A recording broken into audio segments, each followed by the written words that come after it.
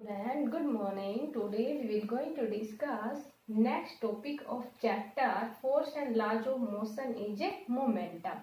Means what do you mean by momentum? Momentum means किसी भी body का हिलना, मूवमेंट होना. अब मूवमेंट के लिए कोई भी जो बॉडी होती है, कोई भी ऑब्जेक्ट होता है, उसका अपना मास होता है. तो जब product of mass and the product of mass and velocity, कि कोई भी जो ऑब्जेक्ट है उसका मास होता है और साथ में क्या होती है, जब फोर्स लगाया जाता है तो मोमेंटम मीन्स उसकी वेलोसिटी भी हो. तो the product of mass and velocity is known as a momentum. कि मास और जो वेलोसिटी का प्रोडक्ट होता है उसको हम क्या कहते हैं, momentum. It is represented by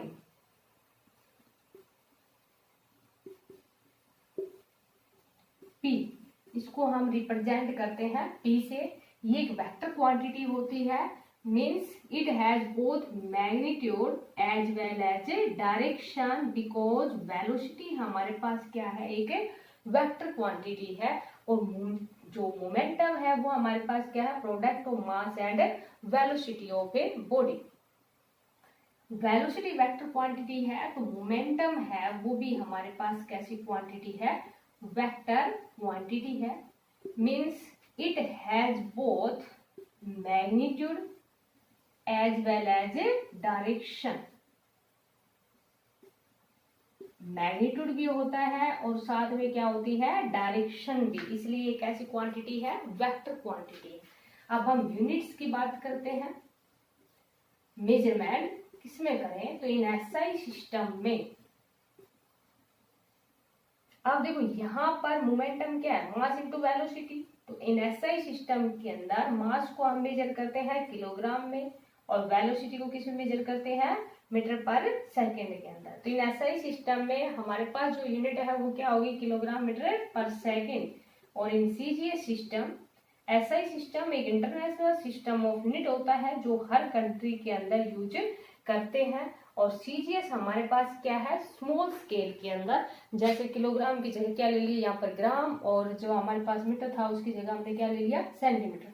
तो इन एसआई सिस्टम में जो यूनिट होती है वो किलोग्राम मीटर पर सेकंड है. और इन सीजीएस सिस्टम में हमारे पास जो इसकी यूनिट है वो क्या है, ग्राम सेंटीमीटर पर सेकंड. तो ये था हमारे पास मोमेंटम में. अब जैसे कि न्यूटन का फर्स्ट लॉ था, क्योंकि हम यहाँ पर किसके बारे में स्टडी कर रहे हैं, force and laws of motion. Force के बारे में पहले एक्सप्लेन कर चुके थे प्रीवियस लेक्चर के अंदर. अब हमारे पास ये क्या है, लॉ ऑफ मोशन. तो जब एक बॉडी के ऊपर फोर्स लगाया जाता है तो बॉडी का मोमेंटम होता है. तो प्रोडक्ट ऑफ मास और जो वेलोसिटी है उसको हम क्या कहते हैं, momentum.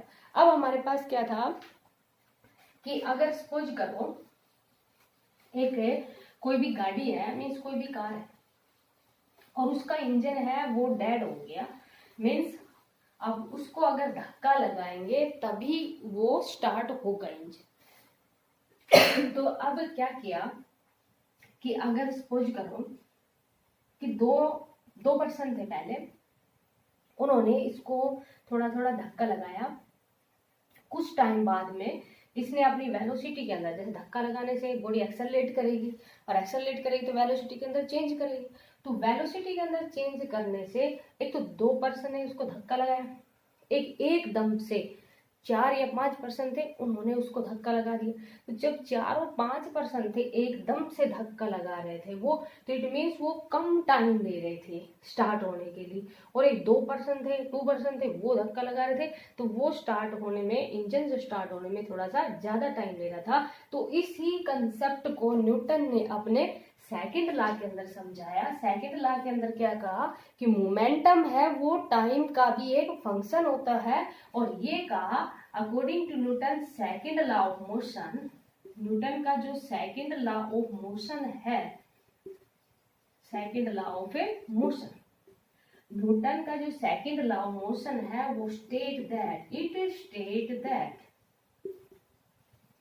Rate of change of momentum rate of change of momentum means momentum है वो एक टाइम का भी फंक्शन है, is directly proportional to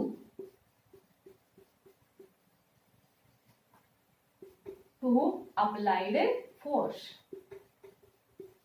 note भी करते रहना बेटा इनको कि जो न्यूटन का सेकंड लॉ है वो क्या है, rate of change of momentum is rate of change of momentum of a body या of an object is directly proportional to applied force. Means according to Newton second law जो force है वो directly proportional है rate of change of momentum. Rate of change of momentum means change of momentum with respect to time.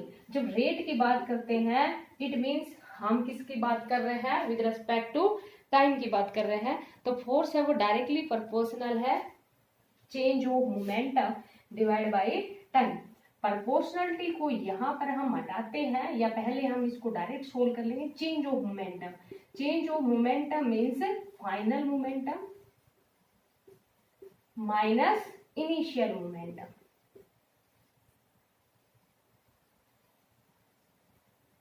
Divide by time taken. अब यहां पर हमारे पास final momentum क्या होगा, इनिशियल मोमेंटम क्या होगा, तो उसके लिए हम पहले कंसीडर कर लेते हैं। Let us consider a body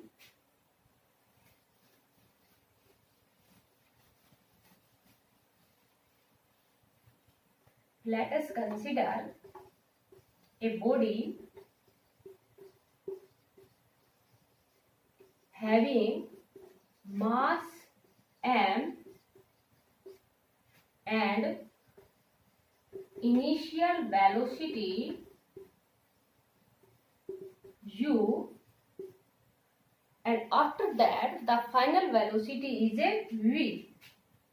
Having mass m, initial velocity u and final velocity v। Initial velocity को रिप्रेजेंट करते हैं u से, फाइनल वेलोसिटी को रिप्रेजेंट करते हैं v से।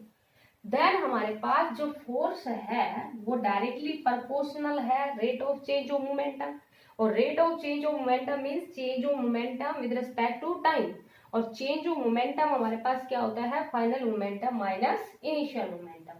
Final momentum, momentum is the product of mass and velocity, और initial momentum के लिए इनिशियल वेलोसिटी और डिवाइड बाय टी। तो यहां से हमारे पास ये जो वैल्यू है वो किसके इक्वल आई, force is directly proportional to, M को कॉमन लिया, divide by T. Force is directly proportional to N v minus U by T. ये हमारे पास क्या होता है, एक्सेलरेशन, जो कि हमने फर्स्ट चैप्टर में स्टडी किया था। एक्सेलरेशन हमारे पास क्या होता है, rate of change of velocity. Rate of change of velocity means velocity का चेंज होना विद रिस्पेक्ट टू टाइम। यहाँ प्रोपोर्शनलिटी को हटाते हैं तो क्या ले लेते हैं, k is the constant of proportionality, and this constant की जो वैल्यू होती है वो हमारे पास कितनी होती है, 1। वेयर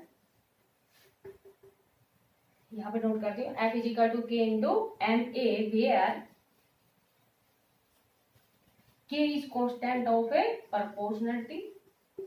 के है वो हमारे पास क्या है, constant of A proportionality,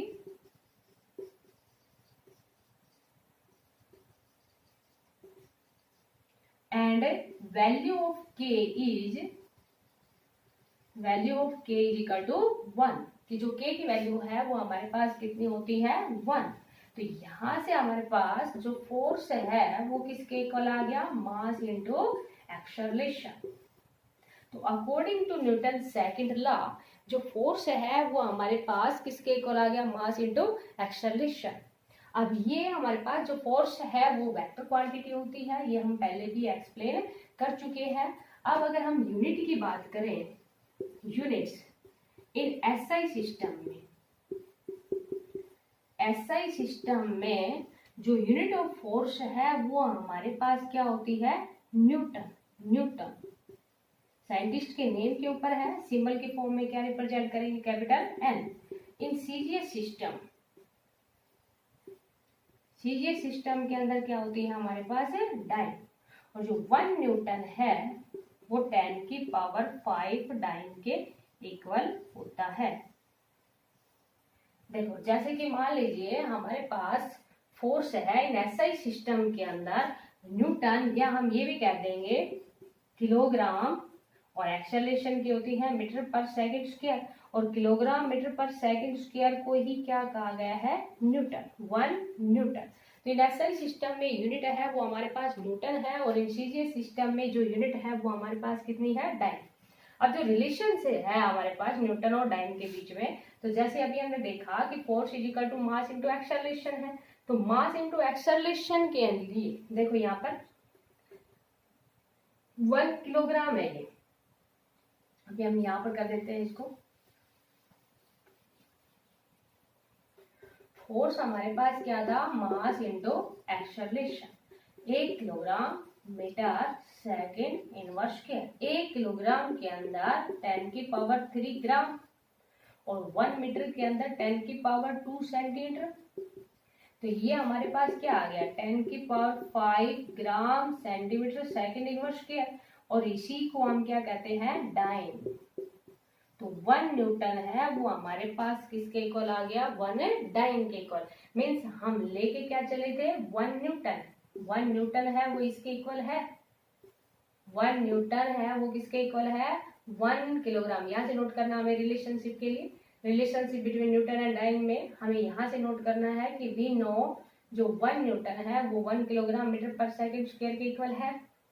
1 kilogram के अंदर 10 की पावर 3 ग्राम, मीटर के अंदर 10 की power 2 centimetre.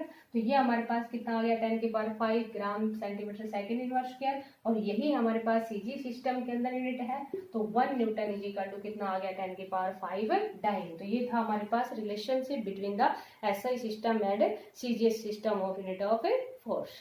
Thank you, have a nice day.